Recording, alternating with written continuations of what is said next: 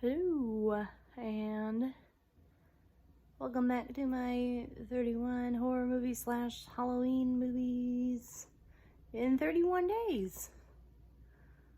Hi, I'm back. Don't forget to subscribe to my channel and ring the bell so you don't miss out on any of these. As everybody knows, October 15th just came around, which means that the new Halloween movie came out. So of course, I'm here to tell you how I felt about it. Halloween Kills 2021 with Jamie Lee Curtis reprising her role as Laurie Strode. We have Anthony Michael Hall playing Tommy, which is the kid that she used to babysit, and the infamous kid that she babysat in the 1978 one. Not that they're the same. She's just playing the older version of that character. And then Judy Greer plays Laurie Strode's daughter, and then of course there is the granddaughter, which I can't think of her name right now.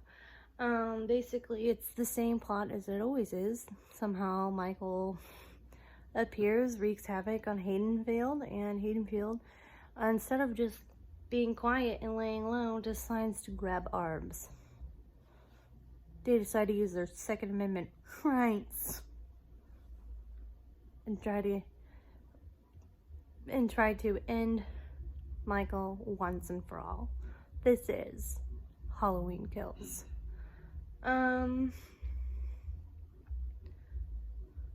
So for me, I really enjoyed the the beginning sequence of this movie. So,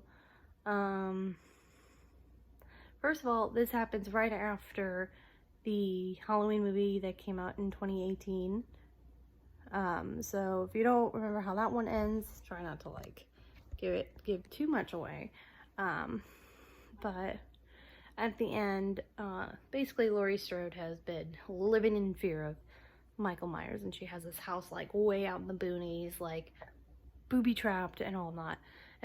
And so at the end of the Halloween movie from 2018, she basically locks Michael Myers in her basement, lights that shit on fire, and then walks out and thinks that she's finally killed him. She did not. No, because as the opening scene is her driving away, because obviously he had got her, right? So she was stabbed, and as that's happening, the fire trucks are going after them, going towards her house. And of course she knows, she should know by now, but like, it's like she had the reaction, like she knew that they shouldn't be going over there and putting out the fire because Michael Myers is in there and she wants him to burn. But they still do it, but of course he's not dead and he kills a bunch of firemen. If you didn't know, there's people doing a petition to like cut those scenes out, which doesn't make any sense because the whole point of horror is to show you things that are horrific and scary. And why would we eliminate a scene like that when it's showing just the pure evilness of this man, if we can call him that?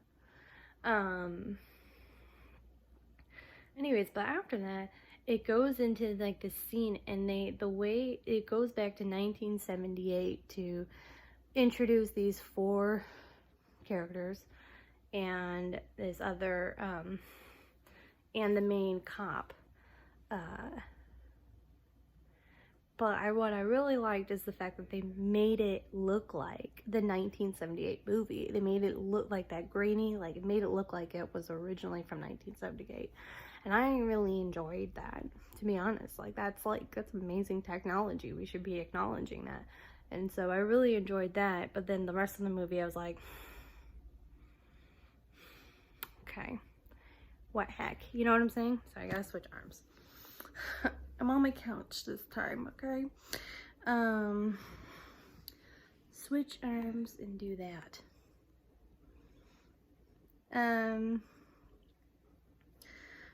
So, where was I going with that? So this time what happens is like I said, Anthony Michael Hall is playing Tommy, who was the kid that Laurie Strode was babysitting that fateful night in Halloween 1978, and him and a couple of other people who had survived Michael encounters go to a bar every Halloween to like celebrate their, to continue to celebrate and lift up the victims of Michael Myers, as we all do now, right? It's like every time there's it was very much like every time there's an event where, like we do with 9/11 and Veterans Day and Pearl Harbor Day and all that, like, let's take a moment of silence to remember the victims of. So like Hadenfield kind of sees the whole Michael Myers thing as like their big event that like, and these four are like, you cannot forget about this. Well, while they're at the bar, of course, Michael Myers is back, and it just creates this mob mentality that is truly terrifying. Truly terrifying. Like, it's a little too real, a little too insurrection-y, if you feel me. To the point where, like, they even, like, I don't want to give too much away, but, like, they misidentify Michael at one point. It does not go well for them. I don't know, I just felt like, and then of course, like the whole idea of Second Amendment, like we're all gonna, basically like the police aren't gonna help, and the police aren't helping anymore, they failed us, so we're gonna take it upon ourselves to eradicate this evil. Which is very 2020, 2021-ish. It's very much of this era, which maybe is why I didn't like it, is because I'm like, it's very real to what's happening right now, which is maybe why it's probably better than what I want to give the score, because I'm like, after I watched this, my fiance and I went out to do errands and stuff, and I was just like irritated. First of all, the main reason I'm irritated is because that this trailer showed a lot of like what maybe I was reading into it, but I thought there was going to be more interactions between Laurie and Michael Myers, because that's like a main thing. Like that's the main thing right there. And so I was really anticipating more of a Laurie versus Michael situation, and it never happened, because it really wasn't about her. It was literally more about how the town reacted, and the town used their paranoia and their fear to try to stop Michael. I mean, oh, here, spoiler alert, they don't. And, and to me, too, I'm like, I kind of thought, like, with the whole idea of Halloween Kills, I thought, like, maybe this would be the end of the franchise. Like, we're going to just end it here. Because you know what? Halloween's been going on for 40-some-odd years. I think it's time. Sorry if you don't agree. I do think it's time that we start shutting down some of these franchises and start thinking about new and original horror movies that are going to scare the new generation. You know what I'm saying? I'm not, I think part of this was scary, but it also lost its original Halloween-ish. I made the mistake of watching the episode of Movies That Made Us, and they have a new season out, which is kind of horror themed, and they do one on Halloween. And the fact is that John Carpenter kind of made his original Halloween from 1978 Hitchcockian, like Hitchcock, so more suspense rather than horror. And because it's 2021, we can't just use suspense anymore. We need to have the gore, we need to have the fantastical kills, and I think the art has been lost. And so for me, I was really hoping that this would be the end of the franchise. Like, hey, maybe this is the time that you just off Michael. And everyone's like, you can't off Michael. And I'm like, in my hand, I'm like, you probably can. Just chop his head off. That seems a little, he's a fictional character, everyone, just remember that. But like, he can't come back if he doesn't have a head. But I don't think that's the point of Michael. I think at this point, We're really assuming that Michael's he's inhuman. He's not human at all. He's immortal. Nothing can kill him. And the whole idea that the more he kills, the more he becomes immortal is kind of solidified. Again, I just kind of, like, at this point, I kind of want the franchise to just, let's diet it down a little bit. Let's come up with something new. Everyone loved, everyone loves a good original horror movie. And, and then we have these franchises, which is just the studios trying to make money, which we get, as long as you do it well. Halloween Kills kind of did it for me, so I'm gonna rate Halloween Kills as a 3.5.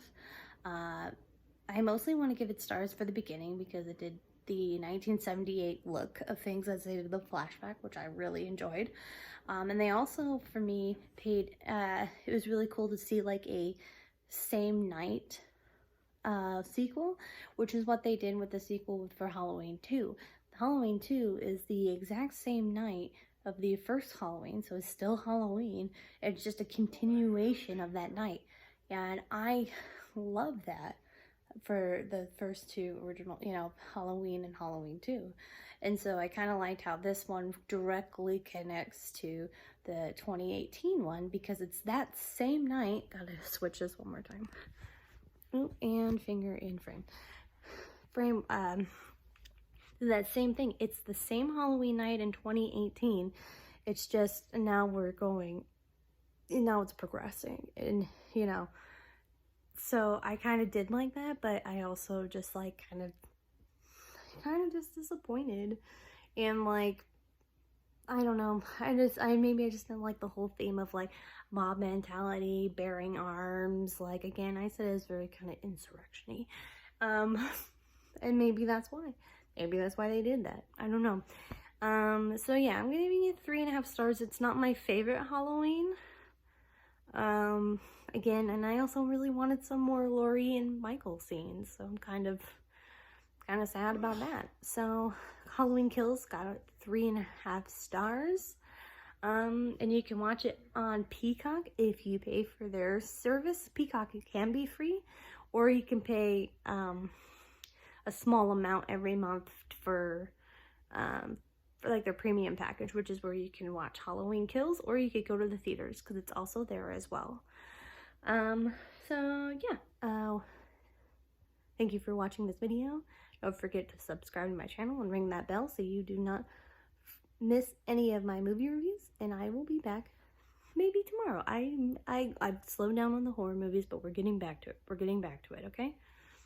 Until next time.